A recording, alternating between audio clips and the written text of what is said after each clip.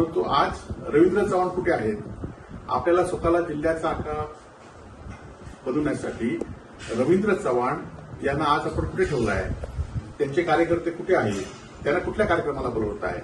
आणि त्यामुळे आमच्या आरोप करण्यापेक्षा तुम्ही तुमच्या पक्षामध्ये जे आका बनवलं जात आहे आणि ज्यांनी तुम्हाला मदत केली, तो तुमचा इतिहास आहे, ज्यांनी तुम्हाला मदत केली त्यांना गाडण्याचा, त्यांना बाजूला काढण्याचा प्रयत्न तुम्ही करताय.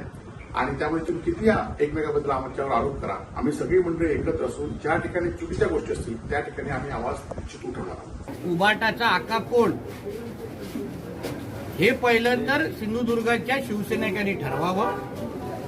विनायक राऊताचा कार्यक्रम हे मुंबईला हे पार्सल आम्ही परत पाठवून देतो हे सांगणे, तेव्हा वैभव नाईक कुठे कुठे कसे कसे बोलत होते ना, याचे पुरावे माझ्याकडे आहेत.